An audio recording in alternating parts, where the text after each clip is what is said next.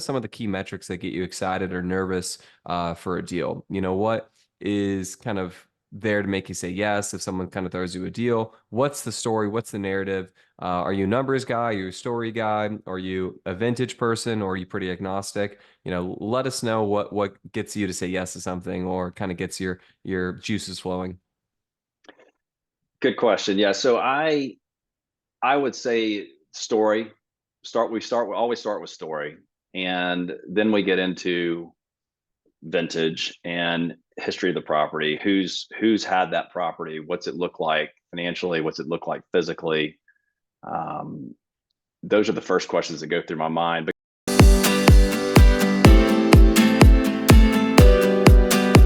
Hello, and welcome back to another edition of Fun Friday with a very special guest, of course, a partner, a capital raiser, and a friend, Barrett Oakley, founder and CEO of Oakley Capital and founder and CEO of Southern Property Management Group. Did I get that correct? you did. You nailed it. Thanks, Very Greg. good. Awesome. Well, welcome to the show. Yeah. Thank you for having me. Absolutely. Well, you are up to many things. We were just talking for a couple minutes here before, of course, getting on, just to kind of figure out how we're going to structure and navigate the show. But we have so many directions to go in. So first off, let's just start with a simple question. How did you get into real estate? Yeah. I had graduated from college. I was working over in Atlanta, and the company I was working for was acquired. And I started thinking about it, and I was like, and now I live in Birmingham, Alabama. I've been here for over 20 years. And I was like, wow, what do I really want to do? And I had some friends that were in the industry, in the apartment industry, and my brother was in it. And I asked him how he enjoyed it, and he loved it. And I was like, wow, that's something maybe I should pursue. I could see myself doing that. And so it was just a timing thing, and got into multifamily, back around 2005. Right when it was about to get really good, and so it was a good just a lot of it luck, but and then it turned into now we got to do the hard work. So that's how it all got started. And one thing led to another. We we get going, we start working, and we do our things, and we started like the old fashioned way. Back then it was drive around, find some distressed assets, pull it up on pull the tax records, reverse phone number, look up on the whitepages.com, which you can still do all this stuff, it still works. But and then just start calling people. And okay, well, now you've got someone, maybe you got some maybes after 100 phone calls, right? And I basically harassed this older man for about 3 or 4 years, who had this kind of dilapidated portfolio over here in South Side of Birmingham, and finally got him to, after many times taking him to coffees at the coffee shop, and over years and years of just being patient, he finally agreed to hold the note for us, because we didn't have any money. I mean, they're like, the bank's like, who are you two goons? My brother and I, we're like 22. And like, what are you doing? This place has one tenant. The numbers don't pencil. We're like, you have a point, So thank God, Richard, my old friend Richard, he saw something in us, and he held the note for us. We filled it up after a bunch of sweat equity. I mean, literally, there was a prostitution ring across the street at this new development that stalled out whenever the market stalled in 08, 09. And so a bunch of squatters were across the street. It's supposed to be this big, beautiful development that our friend and mentor was in charge of. And he's like, we're gonna punt, guys. This is not gonna work. So that's what we got across the street. So that didn't help us with the lease up at all. But we got through it, and we went back to the bank, and they're like, good job, guys. And we got a loan with the bank. We paid Richard off, and off we went. That was our fourplex, Highland So that Oaks. that was the first acquisition in the real estate world. So you said that was roughly around Yeah. 2009, 2010, tentatively then? That was like that was more, yeah, that was like 07, 08. Yeah. The first real one that we had, somewhere back in 06 maybe. Yeah, somewhere back in there. And So that was the first real estate investment. that was it. Yeah, fourplex. So Very cool. And so you um were working with that company before it got absorbed, and then, as you mentioned, you've got about how many doors now under management for the property management firm that you created? Well, after last night, we had a big win last night, and so we're just shy of 10,000 doors. Wow. And is that those are So single family homes you said? they're comprised of single family homes, townhomes, and condominium associations. So it's all owner So driven. No apartment. We don't manage our own apartments. gotcha. So this is more of a mom and pop kind of owner, kind of like a turnkey venture solution where someone effectively buys a place and kind of throws the management to you and you put your systems in place there effectively. Well, think about large residential gated communities. That's what we manage. Okay. So we're running all their business for them. So we're managing all the common areas, all the owners, all of, if they have tenants, all of clubhouse leasing, tennis courts, golf courses, whatever's there, any amenities that they've got, if those are going to be rented, anything like that, we're paying all their bills, negotiating all their contracts, everything, top to bottom. And the board makes the decisions. So the board sets the policies and we operate based on those So, policies that are, outlined in the covenants and restrictions of that community. so how did you get into that? So you clearly, yeah, Great because I mean, question. property management to scale up to that too is very impressive. I mean, that's a lot of volume we're doing there. So be curious to know how you got into that, how many employees you have, what sparked that, and then we can kind of go from there. Yeah, great question. I get asked that a lot. And I'm like, yes, I signed up for this, because it is a Management thankless is not the business. sexiest job in the world. Believe it or It's not, it not. is incredible returning revenue if you can do it, if you put the right systems in place. But being in the weeds in the trenches, I say this all the time. I don't want to be an operator. We're obviously operators at Lone Star Capital, but I raise equity and get to do the fun stuff like schmooze people like you, take you out to dinner, drink the wine and have the steaks and let, the hardworking people actually, have people move in, move out and, collect rents. I don't want to do that. I want to do the cool, fun stuff, at least in my opinion. So it's crazy to Sure. hear your perspective, which you do both, it seems, because you obviously raise equity, but have scaled a property management company from nothing to everything to 10,000 doors, where you probably at one point were, snaking, plumbing lines, things of that nature, to now probably automating the process, right? But at some point, you're probably doing everything. So I would love to hear that inception. Yeah. So back when the market turned sour in 08, 09, and all of our clients, when we were at the brokerage, we were, I used to work for a multifamily brokerage company after I was a landlord tenant rep, after I worked for a leasing company, after I leased office space. Like, so I've done a lot of these things, right? And I realized that management is thought of as the underbelly of the real estate world, right?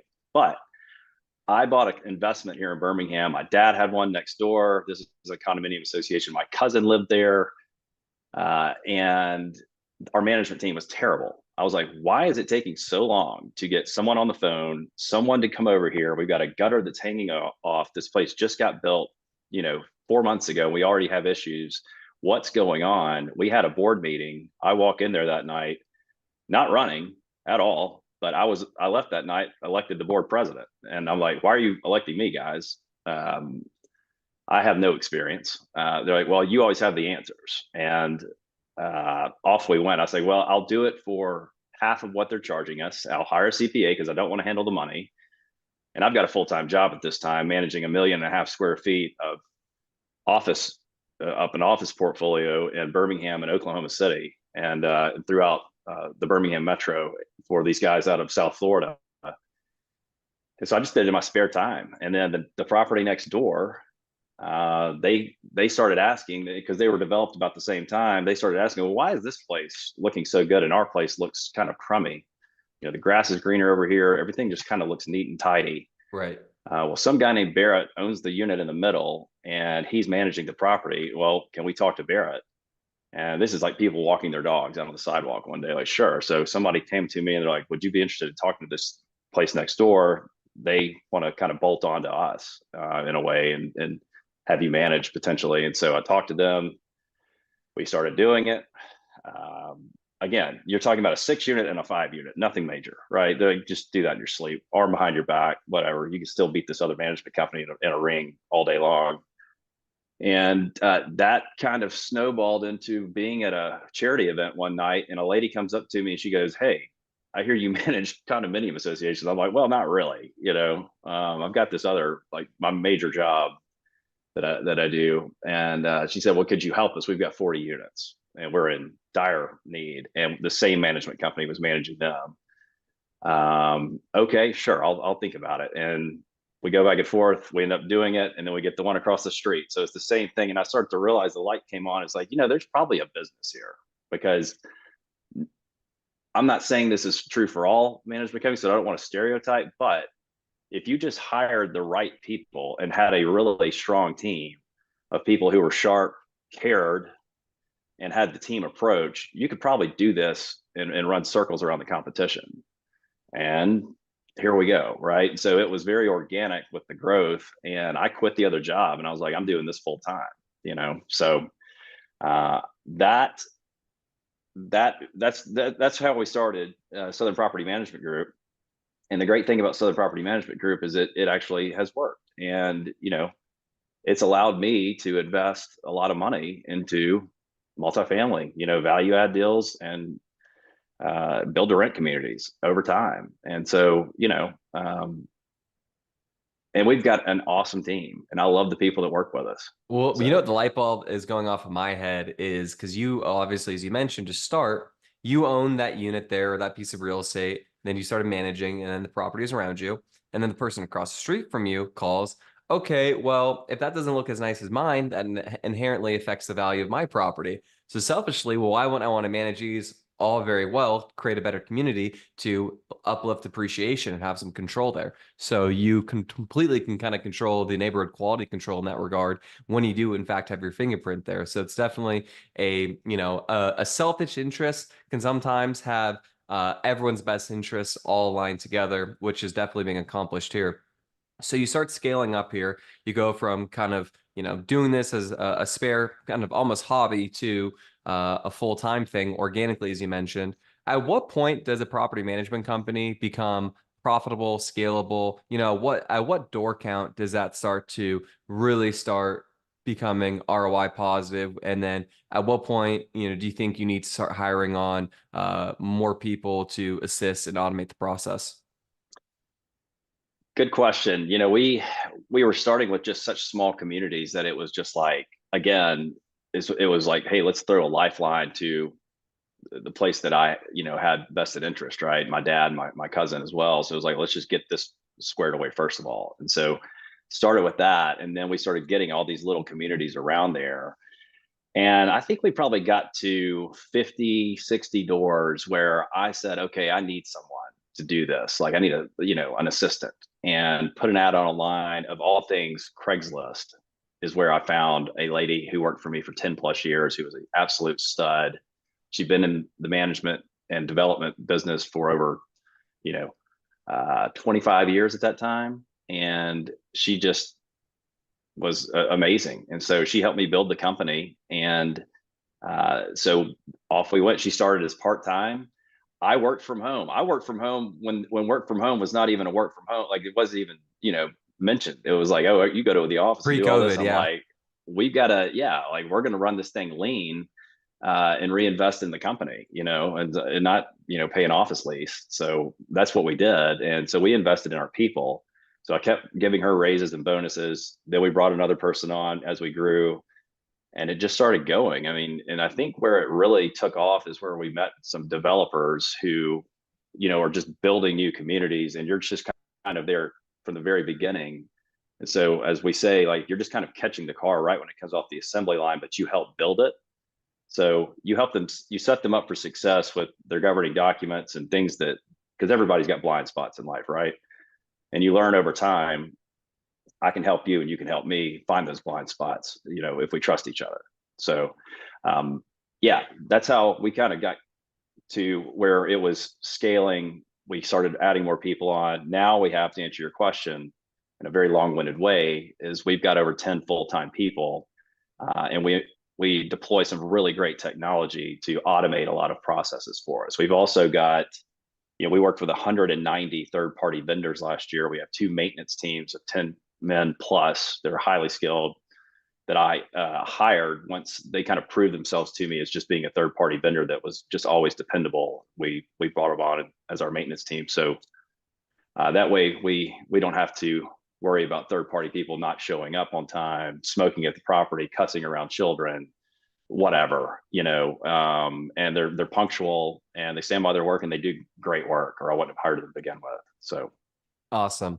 So that's the property management side. It obviously took about, almost a decade and a half's time to scale it up, to start it, to realize there's actually a business endeavor there. Let's talk about capital raising and real estate investing. So you obviously had the sweat equity deal there where you charmed someone, knowing you, of course. I don't see you struggling with that side of it, but you're charming someone into and persuading someone into obviously the acquisition there.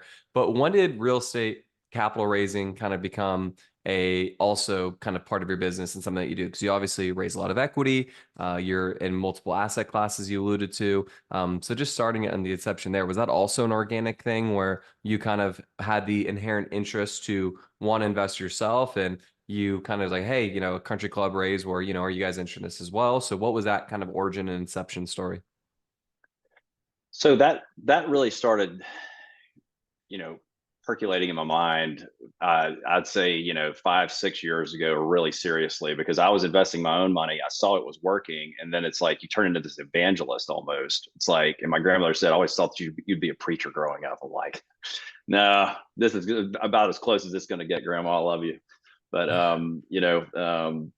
but I was like a real estate evangelist, if you will. Right. And so you see it working and you're like, well, I want to share the good news, right? Because it does, and it's a pretty nice deal. And obviously I love it, or I wouldn't have built a company around it. But yeah, the light comes on for you and you're like, I want to share this. It's good news. And couple that with the fact that if you have a fund like we do, um, hey, we all win when we go together, right? And the bigger checks we can write, the better the economics get, because it's a win-win, right, for both parties, because it saves you guys time, and anyone we invest with time, and we've got our core group of guys, plus we're bolting on more and more and more as we go along. And so why wouldn't you do it, right? It's fun too. I mean, look, the management side of things can be a real bear some days. I mean, you're like, what am I doing? And you're just grinding it out.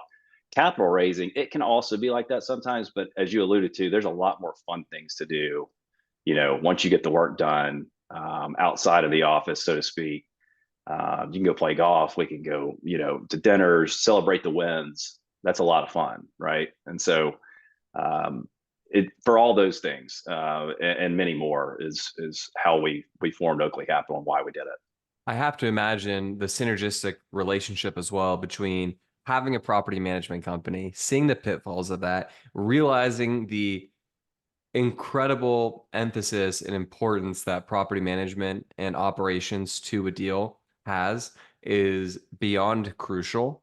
So I'm sure on your end, when you raise money for a group, the scrutiny that you probably place on the teams, the operations, is really immense, which probably helps you pick winners better than the average capital raiser. Would you think that you kind of attribute a lot of your success in that space and, picking good deals is from your kind of acumen and background with regards to kind of the operation side? 100%. You can be a great underwriter. You can know your model. You can know all those things really well. But hey, you close the deal. Now the real work begins, right? And how do we manage this asset? And what kind of numbers are we looking for? What kind of KPIs are we looking for? If I and so that I think about that a lot, Craig. It's interesting you say that, because if I wouldn't have started SPMG, I wouldn't be as good at doing what we're doing at Oakley Capital now, because you need to have that well-rounded uh, skill set, frankly. And so where the red flags are when you see underwriting that looks bogus. That's back from the brokerage days at the Oakley Group, where I worked with my brother, and that company ended up getting acquired by what is now Vercadia. So you go back to those times and that experience, then you go back to SPMG, which we're still obviously doing today, and that's all we do is build budgets and look at monthly financials, income statements, balance sheets, you name it. Collections, huge. How are they doing on collections? How are they doing on the capex? Like, we've got all that. I mean, I'm eating and breathing it every single day, and everybody on the team is too. So it's nice to know that those muscles have been, worked constantly for the last, 15, 20, almost 20 years. God, I'm dating myself, but getting on 20 years now, man. Time's flying, but it comes in handy. You can't beat experience sometimes, you know? So, yeah, Yeah. that is 100% true what you were saying. And then, so with that said as well, what are you looking for when you're going to make a real estate investment or when you're raising for a deal from a group perspective? How you vet the sponsor, what metrics you're looking for, how do you get comfortable? Because naturally, you're a charming guy, you're very well connected, you know so many people. If you raise money, deals will somehow find a way in your inbox. So, how do you kind of decipher who's legit, who's credible, who's worth your time? Because obviously, capital is slightly limited in the sense that there's only so much we can raise, and frankly, there's only so many deals you can look at a time. Unfortunately, it's not like we can, raise and build relationships with everyone. You kind of have to be very, very particular, and you have to have probably a nice guard up with regards to saying yes and no to things. By things, I mean deals. So, when you're looking to make a real estate investment or raise capital, what are some things you look for? And then I guess also on top of that, from a sponsor perspective, what gets you comfortable or uncomfortable? So the process it sort of goes like I'm gonna do my homework on them first. Look at their background, look at their track record. What are these guys about? These guys and gals about? What are their core values? Or are they just kind of blowing smoke, right? And so I'll do a lot of homework, and anytime before we make a decision on an operator, there's a lot of time that goes into it, and a lot of watching and seeing how their operations go, looking at their numbers, obviously, looking at the deal quality. Are they really spread out, or are they hyper focused on certain markets, which I truly believe you should be. And so that those are the starting points. And then then I've always invested my money first before I even bring anybody else in. So I'm going to be the guinea pig, and when I'm comfortable enough to do it, I do it myself. It's what I do with Lone Star, as you know, and um, I loved you guys' processes and how things are going, and so that got me comfortable as well. But you've got to just know what people's core values are. You got to get to know them. That's why I flew to New York to meet with you guys, and really enjoyed that conference. Whoever's watching this, they put on an amazing conference every year. So book your ticket while you still can. It's going to sell out. So save me a seat, Craig. Though don't let Yes. it save mine uh, perpetually, please. But yeah, so those are all the things. Really, have these guys had successful exits? How are they operating? Are they vertically integrated? All those things that, like, I mean, I've got a 200 to 300 check mark checklist in my head, and I've also got a spreadsheet for it. But so we go through all that, highly scrutinized people, because you know what, you're going to be either friends or enemies with them for at least 5 years. Yeah. You know, so, I mean, I fly to the properties, and I flew out to some of our properties that we just acquired. I walked those properties, um, and we're going to continue to do that. Comb through the financials every single month. It's trust but verify. I mean, I love you guys, but it's my capital. It's my other friends and people who Well, trust me to do those things. it's my money and livelihood too, because I'm reliant upon the upside for my life. So we want you to scrutinize that. And frankly, there's some partners who I don't care for them to walk the properties. I don't need them to, because they just don't know what they're looking for, and they're going to cause more of a nuisance than value. But you Sure. or the latter of the equation there. You are someone where it's like, actually would be curious to know your takes. Where are the blind spots, as you alluded to earlier with the management company, right?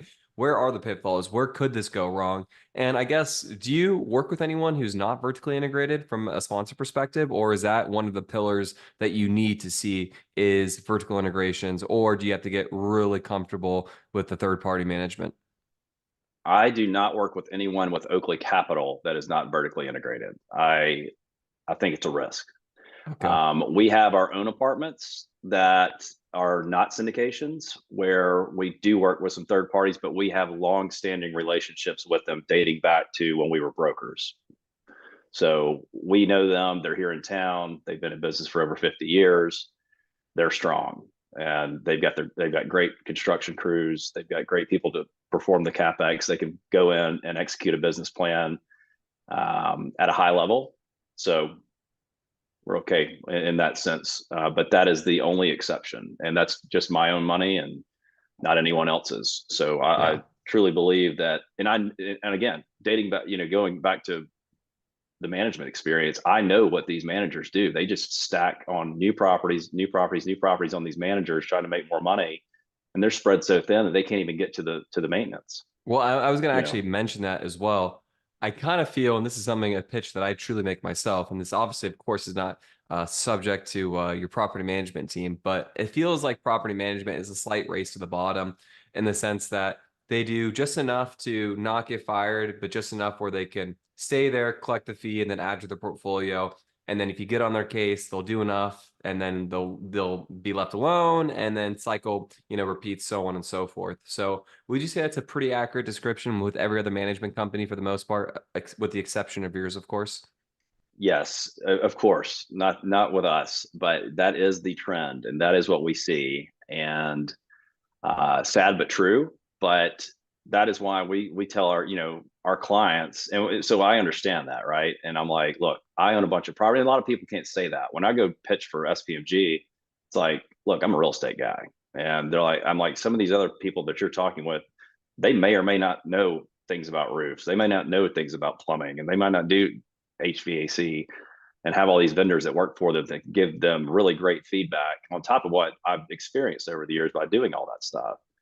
And I just know that that's what they do. And so we're still thought of as a boutique, even though, shop, even though we've got almost 10,000 units. They're like, oh, That's beyond and I'm like, boutique. the But if you, manager that I'm putting on your property. I was talking to somebody yesterday. They've got two properties, two. That's it. But they're great properties. They're huge. They're big revenue properties. I mean, they're high end, like some of the nicest communities that are here. And you know, the board may be high maintenance, because there's a lot of people on it, but that's okay, if So you can give, I mean, if you can give people a boutique experience, but still have 10,000 doors, that's probably the business model and the equation you're looking to solve for, right? Where they can actually get a hold of you or the, decision maker, key people, and still feel like they're getting great service. But you, of course, know the scale, what you got behind you there to make it happen, obviously, with your team. So that's probably the special equation to solve for if you are in the property management side.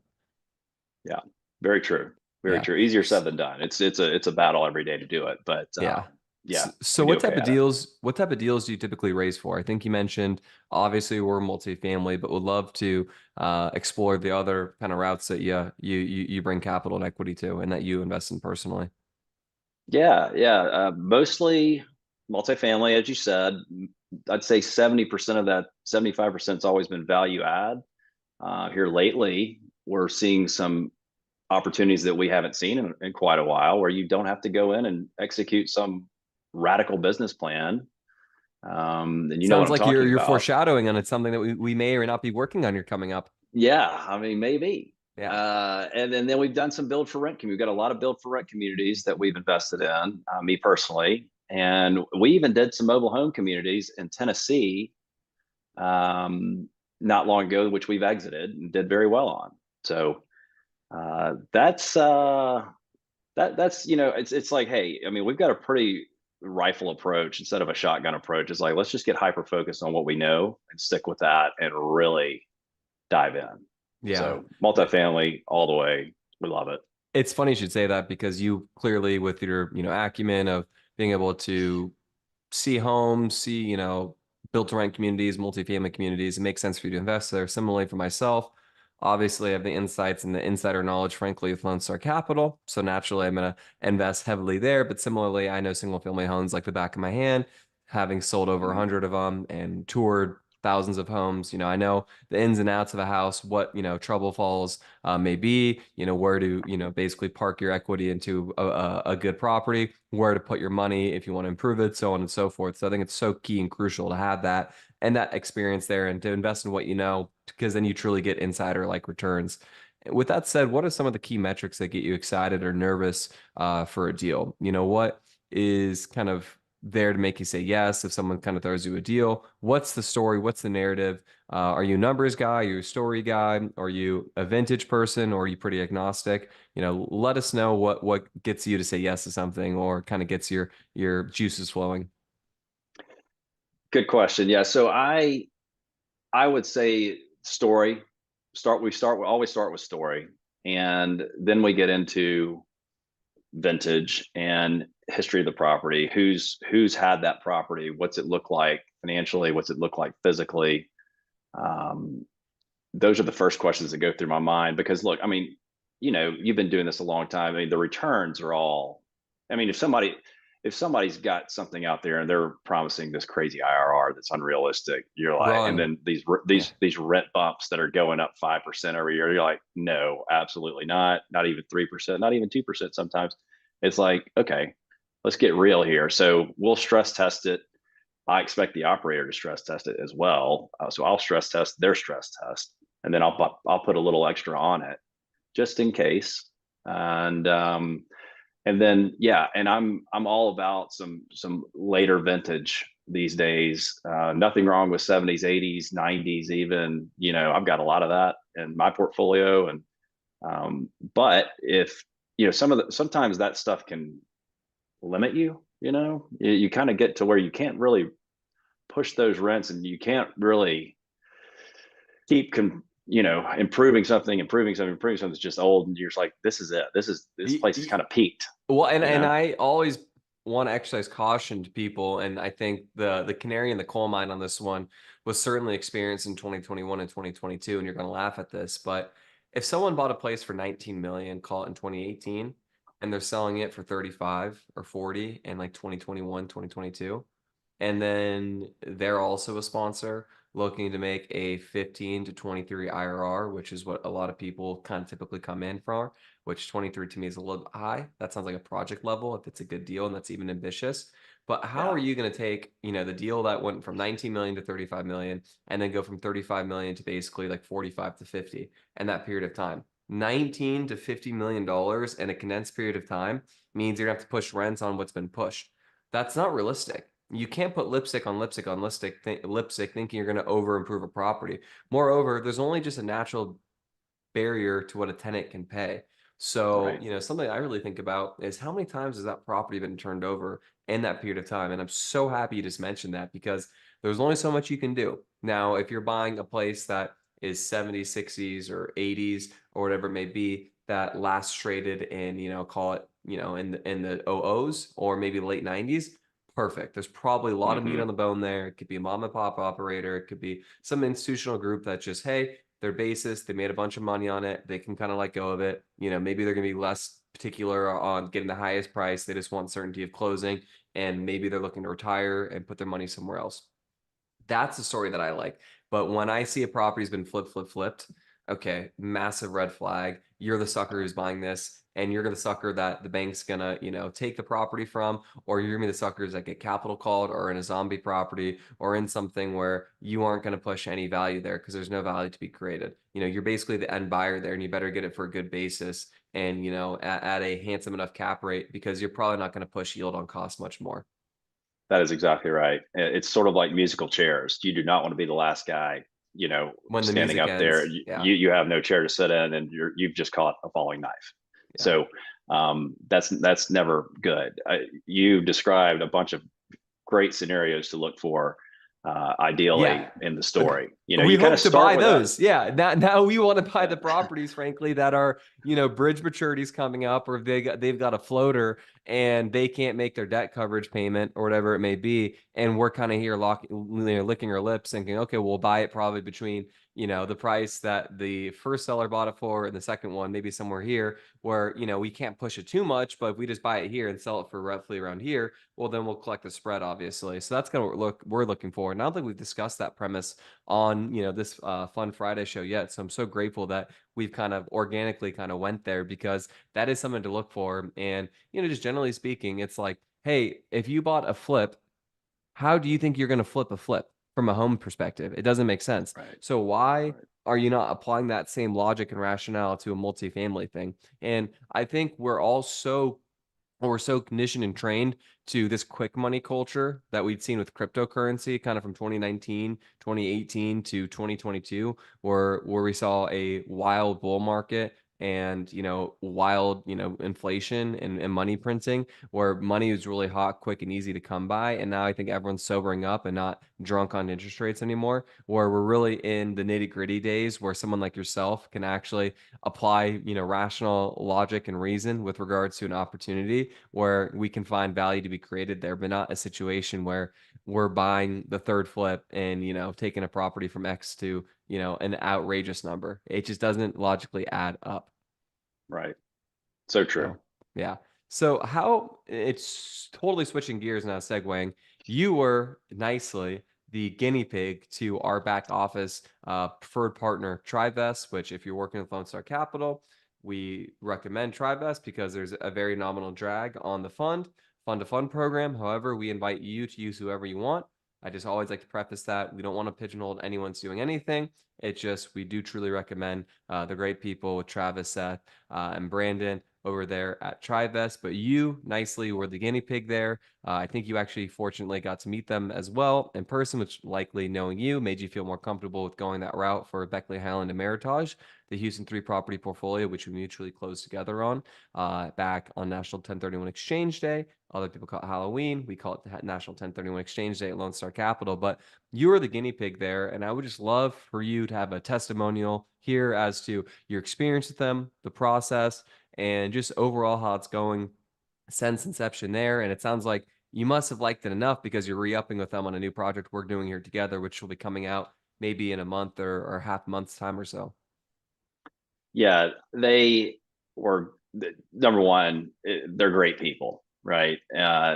Before we even talk Yes. about how great their program is and how great their tech is and what they built there, and just the streamlined processes that they have, they're just great people. Got to know Travis in New York. So we got some quality time together. Really great to see him there at you guys conference. Brittany, who works for Travis, she's amazing. And the whole team. Brandon, it was the first one I ever spoke with. It was Brandon, and he's like, "Okay, we're doing this," And so I was like, "Let's do it." There's going to be some bumps in the road anytime you do it. For the first time, I said, "But guess what, guys?" And we had to say it a couple times because you get to these, little mile markers, and you're like, "Okay, well, don't worry about it. We're going to get through it." And there's always going to be better ways to do it. And so we've even gotten more streamlined in just the short amount of time that we've known each other and kind of worked through things together. So I'll tell them, "Hey, this is what I'm seeing on this end. And you tell me if you see anything that I could be doing better too." I'm coachable. So always stay coachable. And we have. And so that's the kind of relationship I've built with them in such a short amount of time to where we work really, really well together. And um, version 2.0 that we've been working on for our upcoming opportunity is light years better than the first time that we did it, and it was great the first time. So I couldn't say anything more about those guys. They were really excited when I was on the phone with them. They didn't know about their conference, and I was like, "You guys going to New York for the conference?" Like, "No, we didn't know about it." I was like, "Come up there. Let's all meet up there." Travis like, "I'm in." And Seth came from San Diego. It was great. And so uh, yeah, they're all in. They eat, breathe, and sleep it just like we do, and you can tell that they really care, and they've got a really great vision going forward too. They can certainly see past their headlights, as we say. And so I like Travis's vision for the company. They're always improving and innovating, and that's kind of partners we want.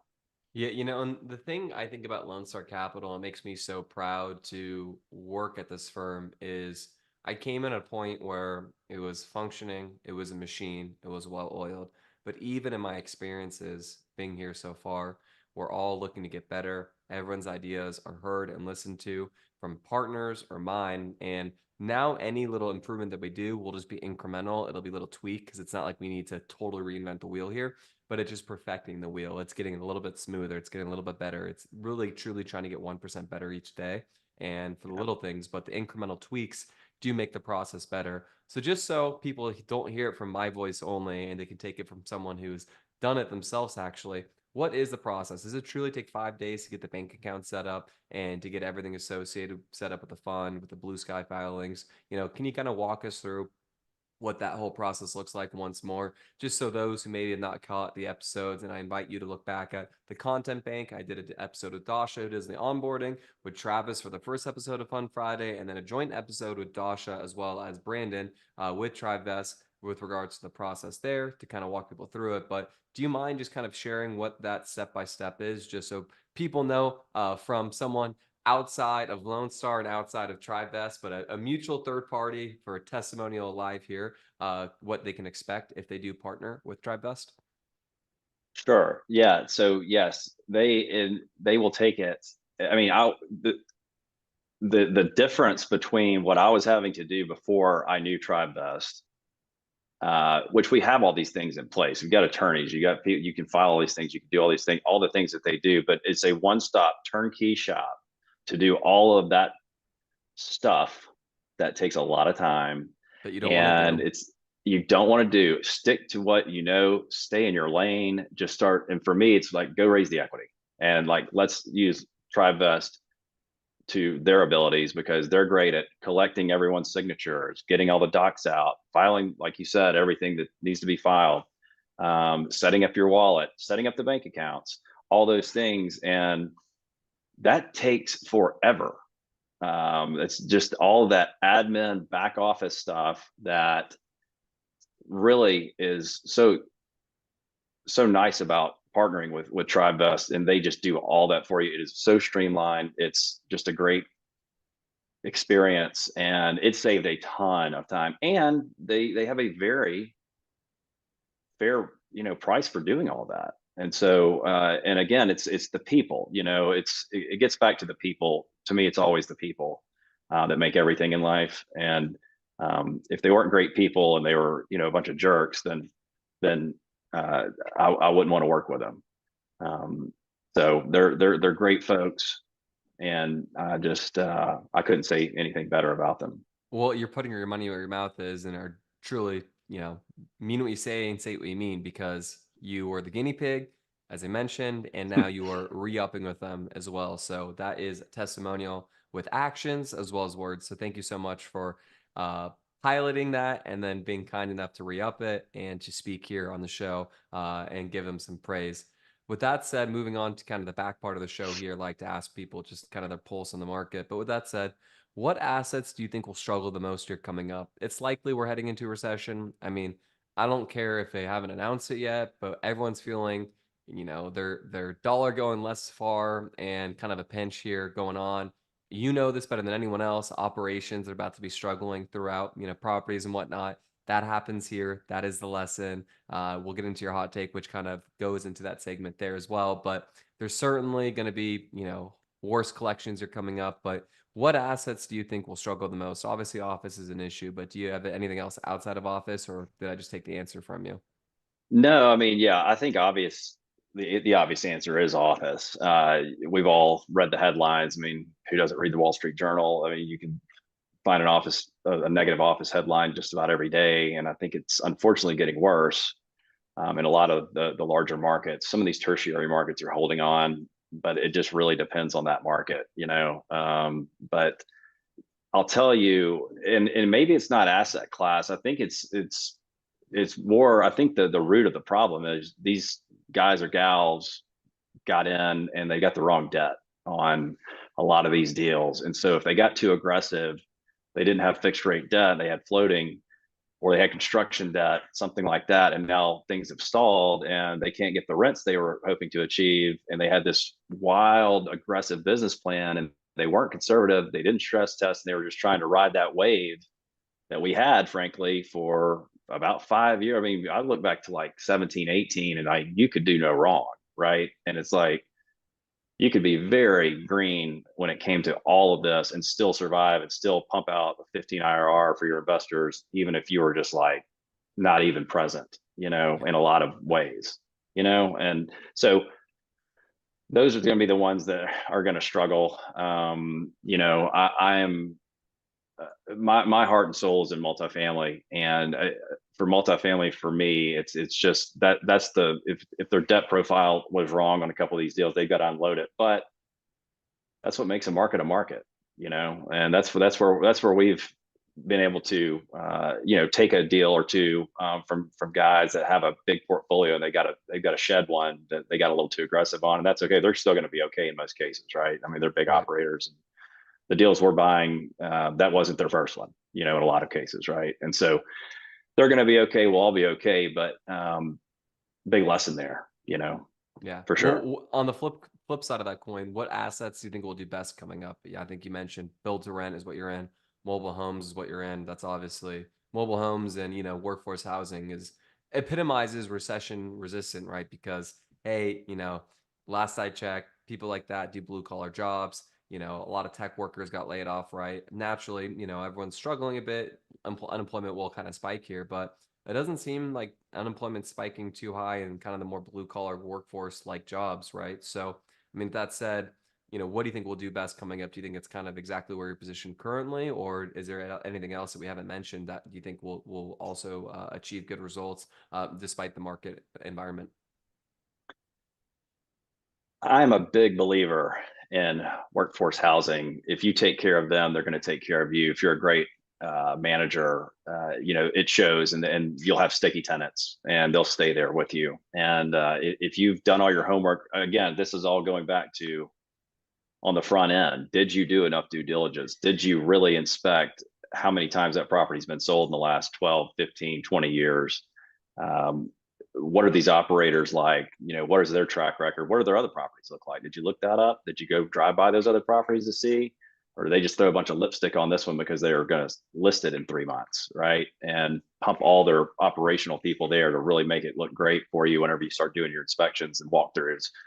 Uh, if you've done all those things, I don't want to say I'll just say you're set up for success. It doesn't always take care of itself. You still got to operate it at a high level and pay attention, be hyper focused on it. But if you've done those things and you've got the right debt on it and you weren't aggressive in that regard, and you're happy just saying, look, we're like in this market we're in right now, like be happy to get 15-20% IRR. It's a down market, but that's really good. Instead of just sitting on the sidelines and hoping it's for this magical day to come that, oh, it's time to reinvest now. Like, no, that magical day's not coming, I you don't think know? it's ever felt good too to invest. Like I don't think anyone's ever felt like I mean there's obviously unicorns. I'm a big believer in this every single day. Obviously not on weekends, something can't close, but you get the analogy what I mean and the phrase Sure. and what I'm getting to here is that every single day, no matter what the market looks like, if it's going super hot, if it's super cold, if it's just neutral, someone out there bought a deal that just made them very rich. And it'll only take some years for that seed to grow and for the fruit to bear. But every single day, someone is doing something like that. And, I don't think anyone's ever like, oh, wow, I stole it. It's very rare, at least, for that to occur, especially in a space that we're playing in. We're playing in institutional assets. The market's very well covered. These Yeah. big, REITs and pension funds that are equity shops that work with sponsors here are not dummies. So it's really rare to get distress. And we are obviously experiencing some distress if you're, at a maturity point, or, maybe some people bought the deal and are still positive equity, but they just want to get out of it because they say, hey, we're done with this one. There's nothing we can do. We'll take a 10 IRR or an 8 IRR. We'll roll it to the next deal, and that's that. And that's fine. That's not the end of that's not the worst case scenario, right? So I Yeah. do think that is a good point there. With that also said, what is making you most excited about the opportunities coming up? Is it just basically getting in at an incredible basis with all these distress opportunities coming up? Like, what is really getting you absolutely stoked and getting you out of bed, excited to raise equity for deals currently, and maybe even the property management side with that, if you wanted to go there as well.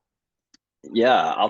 Tell you what's been exciting lately is, as we've mentioned, you've got these deals and these guys have got to get out of them for whatever reasons that we've talked about, but the risk profile is really low on a lot of these, and that's because in the big wave we talked about a minute ago from say 17 to 22, where you could kind of do no wrong. You just, again, that was like it felt like musical chairs towards the end of that, right? And now we've got a reset. And when you have a reset and you can buy at such a low basis, not a lot of risk there if you're buying a quality asset, especially if it's a newer vintage, right? In a great location that may or may not have a lot of development coming in the next few years around it, right? And so those are cool things. Great things to know going into the deal. Again, knowing the property history, um, who's been operating it, and why they've got to get rid of it. Knowing that story, those are the things that get me excited because, like you said, we're buying institutional assets. You don't hear of, oh, I stole it. That's like in a residential kind of scenario. That's in a mom and pop scenario. We're not buying that kind of, we're not buying No. fourplexes in Southside anymore with prostitution rings across the street. Thank God. Yeah. So, hey, so we're dealing in at a level where you're not going to hear that. So this is like a huge opportunity that we've had in the last, call it 3, 4, 5, 6 months and going forward for the next year, because that's just really kind of starting, and if And you're, this and they this is know gonna be that like you'll, an if, 18-month window, I think, personally. Sorry to yeah, interject, but I yeah. think it's 18 months. And JC Clemens, I said this a billion times, but when we were meeting with him just right around our event, of course, in Hmm. October, he's like, "Hey, it's right now. It might be 6 months, might be 9 months, but the window will be here and gone." So if his prediction is correct, we're talking about, basically July, things going back on, and institutions bringing their equity back, which will just compress cap rates. So this window may come and go very quickly. Yeah, I feel like the institutional capital's waiting on this day to come, like I mentioned a minute ago, where it's like this magic day, and it's probably going to be the first or second rate cut this year. And but right now, let them sit on the sidelines, man. That's more opportunity for us. We And get to go up in an asset class, like we get a later vintage stuff that we'd be competing with and driving the prices up. We're actually going to get it at a much lower basis, like you said, and huge opportunity right in front of us. And so we got to capitalize. yeah. With that said, final question I like to ask all the guests. We went over this before, and I loved your answer. What is your hottest real estate take? So mine, with that notion, is I hope rates don't get cut, because if rates get cut, institutions will probably be back in. If rates stay higher, we'll obviously see more distress. Lone Star is very fortunate right now. We're selfishly, we've got fixed rate debt, and basically, 14 of 17 deals, the deals we don't have fixed rate debt, we're just going to be fine on those. No capital calls or pref infusions, so it'll all be okay. But that said, we want as much turmoil and blood in the streets, if you will, in the market as possible, just because we can buy as much as we can. Obviously, raising equity won't be easy, but I'd rather have the struggle be there, not on finding a good deal. So, with that said, what is your hottest real estate take? My hottest take would be, don't miss the lesson that we're getting right now. And what do I mean by that? I mean, you got a lot of these guys and gals that were late to the game syndicators, or they were trying to ride that wave, or they're picking up that property that's been flipped essentially, with 5 different business plans in 10 years, and you're trying to still raise that bar one more time, and it just doesn't make sense, and you get too aggressive. So the lesson is, don't get too aggressive, be conservative with your underwriting, and really pay attention to who you are going to invest with. Know that operator, know all their operations. You better have gone up to their office and met them in person, looked at the team members in the eyes, looked at the manager, for example, over in Houston, and said, do you have this? What's your feel on your operations right now? And let him talk to you for a minute. Do your homework on people, and don't just spray and pray, as they say, when you get into the deals, because everybody can put a great presentation together. You know, the PPM looks great, and okay, yeah, this and that, but it's like, you should really do your homework, because now you see some of these guys got too aggressive. They overpromised, they underdelivered. They had this crazy business plan where the rents were just going to magically go up and up and up, even though they've been raised 5 times in the last 10 years and very aggressively. And they've got floating rate debt, or they've got construction loan on there. It's like, that doesn't work. That doesn't always happen, so you're better off just staying conservative, and uh, and just operate the heck out of it, and pay attention. But don't miss the lesson, because this market teaches you, it'll slap you on the wrist, and sometimes it's a paddle on the butt, for other guys. And so we can take a slap on the wrist here and there, but that's how you learn your lessons. But don't miss the lesson of this market that we're in right now, and the people that you associate yourselves with. I love that. Any final thoughts before we let you get on with your day and enjoy the country club? Oh man, just I can't say enough about Lone Star Capital. I can't say enough about Tribevest. You guys are just great people to work with, and we just had the best experiences with all of you. And thank you for having me on the show today. And I'm looking forward to teeing up with you soon, Craig. So Absolutely. Yeah. Well, I got to get the game in check. I got TPC Scottsdale right after the waste management with my family in town. So I got to tone or hone in the game, but look forward to putting it up on the tee and letting him rip with you. We really appreciate your business, your trust with us. You know, you're one of the first people I think about when I need to get a reference out there. So we can't thank you enough. We're so grateful for you to be part of the Lone Star team and family. You're someone we always want to call on and raise money from. You know, we do have pretty good optionality this day with regards to capital raisers, but you're without a doubt, when I think about people I want to work with, you're of course one of the first calls. I truly mean that. I can't thank you enough.